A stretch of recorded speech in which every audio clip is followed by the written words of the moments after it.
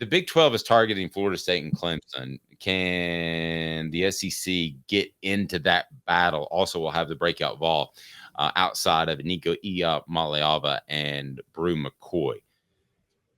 I think we thought that Florida State and Clemson just naturally would be the next two teams to join the SEC, but it doesn't feel like that now, suddenly. Why, Caleb? So Jeff Swaim has reported that the SEC is not that interested in Florida State and Clemson and has reportedly turned both of them down. Jeff Swaim is who?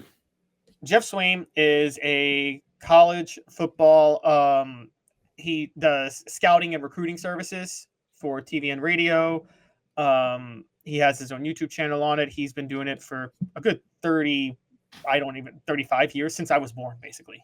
He's been scouting. So we're saying we trust him. Okay. I just haven't heard the name. I wasn't questioning. And does it for OK Preps. Basically, he's been working with OK Preps. So, yes, that's. I'm sorry. Greg Swaim. I shouldn't have said okay. Jeff. So it's obvious where so it's obvious where he's getting the information from. He's getting the information from the Big 12 office. Yes, but right from the Big 12 office. So the question is, do we believe the Big 12 office's narrative that the SEC did not want Florida State and Clemson? Well, there's more to it. Okay, keep going. Because the Big Ten also is not interested in Florida State and Clemson, which is actually contrary to news the Big Ten leaked like 3 years ago that they would be interested in Florida State. But apparently, according to this report, they are sticking to their guns. No non-AAU school will join the Big Ten. And so... Okay, so this report is basically everybody is disinterested in Florida State and Clemson. Except with the exception of the Big 12, where the story is coming from. Yes, but it even goes deeper. The Big 12 isn't just interested in Florida State and Clemson. But I mean, I wouldn't say Big 12. I mean, Oklahoma is now also SEC country too. So I'm not making fun of the geo. I'm poking fun a little bit at the narrative because I believe this is the Big 12 trying to float that out there. And overall, the Big 12 is interested in taking 6 teams from the ACC, which I do believe that. I firmly believe that. Okay, now if they take 6, that's even further proof that they are absolutely desperate for Clemson and Florida State, because you can't tell me they want 6. They're taking an extra couple to get Clemson and Florida State, right? Now the SEC's not going to do that. They're not going to take on an NC State and all those other teams to get Clemson and Florida State. I doubt the Big 12 would. The Big 10 would do that either. So maybe they do end up in the Big 12 when you look at it. That to me sounds like, though, wishful thinking by the Big 12, does it not? And we'll read a couple comments off the message board. We've been busy today, but doesn't it read like a narrative? Yes, but it also reads as a possibility. And the reason it reads as a possibility is I've heard many reports that the SEC has questioned the level of value Florida State and Clemson bring. We just talked about Florida State downsizing Doak Campbell Stadium, Dave. They're not able to fill their stadium as it is. Now, you can bring up that they're playing in the ACC, so they have god-awful opponents every other week, so there's no interest. But do you think if Tennessee were in the ACC, that they would have trouble filling Neyland Stadium, even with god-awful opponents every other week? Yes. You do? You really think if they had an undefeated team like last year, you think they would still have trouble filling the stadium? Whoa. You changed that. No. I thought I was thinking of them during the decade of dysfunction. No, I'm talking about Tennessee. Florida State over the last couple of years has struggled on this. And this is where I met with it. I think there's questions about the value Florida State brings. There's question about the value Clemson brings. Not to say that they wouldn't be interested, but I don't think they're all in. I think it's more important for them to have a geographic presence in every single quote-unquote Southern or former Confederate state. So I've said this for a while. I think they're targeting North Carolina and Virginia before anybody else. I also think the Big Ten is targeting North Carolina and Virginia before anybody else. I think And North Carolina's the peach. I want to go to Crystal's comment, and it's brought to you. The message board today brought to you by our fantastic friends at Quality Tire Pros right there in downtown Chattanooga. The Eberle family has been serving Chattanooga since 1957. All major brands of tires, full service automotive, brakes, alignments, oil changes, and more. All work is covered by nationwide warranty. Cherokee Boulevard or online qualitytirepros.com. Just tell Bo, hey, Off the Hook Sports said hello.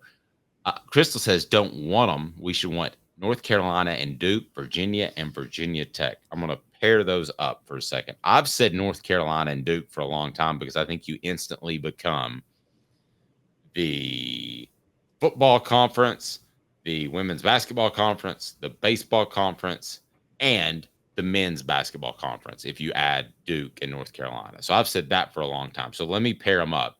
What do you think of taking those two to start? And then I'll get to Virginia Tech. I think I would just take North. If I'm only taking two, I would just take North Carolina. I don't care. There's 3 conferences, maybe 2. I don't care about being the premier conference anymore in terms of actual ability. All that matters is the revenue. And Okay. so, what is this whole conference pride thing? Oh, we're the best of 2 conferences that exist. Conference pride is dead, guys. It's over. Stop living in the past. There's no such thing as SEC pride anymore. Not when it comes to the Big Ten going out and getting Southern California and UCLA. That was stepping way out of turn and doing something goofy. So you should want, if you're in the SEC and you're in that office, you should want to bury the Big Ten. Well, yes, you want to bury them financially, though, and too late. The Big Ten's burying you financially. So you're too late on that. Because the Big Ten is actually literally lapping the SEC financial-wise right now. And that's because of bad negotiations by Greg Sankey. But again, what I'm talking about is this whole, like, we have the best conference here. Best conference of what? Of 16, 18, 20 teams when you probably play less than half the teams in a regular season? No, wait, Caleb. You're so off base. Love you to death. But are you a guy that's like, oh, the NFC is so much better than the AFC? NFC pride. No, no one does that. That's what the SEC and the Big Ten is now. No, it's not, because the SEC and the Big Ten are still individual entities. Okay, the NFL, that is like a bank that they have 32 locations, but that's one business. So the business models are different. So you want to beat the other people. In the NFL, you really don't care. You just want to make money. I mean, some people care more than others. So, Caleb, with this entire situation of taking in other teams, yes, it is about money, but it's also about being stronger as a conference. And tell me that the SEC wasn't stronger as a conference when they were beating the bejesus out of the ACC teams in the College World Series, and they were the story of the entire tournament. They'll be the story of the basketball tournament if they get Duke and North Carolina as well. That's an awful lot of publicity that you cannot buy and you could not afford. Well, okay. There is money. You are right about money because, as we know, there's payouts for every NCAA tournament game that a conference of yours plays. We know that. So you do want that. I think a geographical footprint in Virginia outweighs having both North Carolina and Duke. So that's why I said I think they'd go for UNC and Virginia before they went for UNC and Duke. I would too. I just wanted to split it up and make you kind of break down. Yes, but in terms of entertainment, UNC and Duke would be epic. Because could you imagine having Kentucky, UNC, and Duke play each other every year in basketball? I'm in. Let's do 4 downs right now. 4 downs. 4 questions. 4 answers. The Dave Hooker Show. 4 downs. A presentation of offthehooksports.com. All right, so let's break down these teams. We hadn't planned on it. Cooper, what should people do if they want to be a part of the program as we're live each and every weekday at 10 a.m.? Cooper Mays here. Hit like and subscribe. All right, what down? Coop here. First down. First down. Do you believe that the SEC really doesn't want Florida State and Clemson? I believe they're not fully committed to it. I don't think I'm not going to say they don't really want it, but I believe they are somewhat in a wait and see approach and that they're not fully committed to them right now. I think they have I think they're more committed to North Carolina and Virginia. I'll just put that out there. I'm going to keep my mouth shut because I 100% agree. Cooper Mays here. Second down. Derek said Virginia better recruiting bed than North Carolina. And this is an audible by me because I saw it and I thought it was a great question. I've covered recruiting in both of those states. I think the skill position players are better in Virginia. I think the passion, even though you think it's a basketball state, is a lot stronger in North Carolina for football. I see a lot more flameouts out of Virginia. So if you made me pick, it's hard, but I would probably pick North Carolina. But Virginia, I've always thought that Tennessee has underperformed there and could do better in that state. I agree. I'm with you. It's hard. Tennessee's had some rare talent out of North Carolina. I mean, guys, the Carolinas is probably where Tennessee has hit with talent more than any other part of the country. You get Well, I agree. And if you throw the Carolinas in there, which includes South, it's no longer a conversation that Derek brought up. It's definitely the Carolinas. The Carolinas delivered Tennessee a national title. I mean, that might have been the most important state outside of Tennessee, South Carolina. I'll take the might statement out of it. That's a pure fact. TriStar hats for the latest in TriStar hats. Go to the original hats, apparels, and more. TriStarHatsCo.com. TriStarHatsCo.com. Use the promo code HOOK for that discount. The promo code HOOKED. All right, here we go. Tennessee center Cooper Mays here.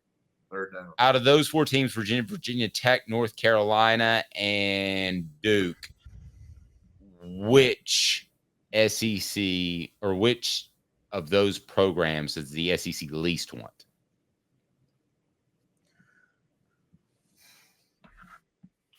Probably Virginia Tech. And 10 years ago, I would have said something totally different. But I'm a little bit tied into Virginia Tech, the football program. Funny enough, the local pub I like to go to in my neighborhood, Dave, the owner is from Virginia Tech, and he fills me in on everything. He's very tied to it. But I was tied to it before that, guys. But long story short, there has been incompetence after incompetence ever since Frank Beamer retired. And dating back to when Frank Beamer retired, everybody thought Bud Foster should have been promoted to head coach there, and people were very upset that he wasn't.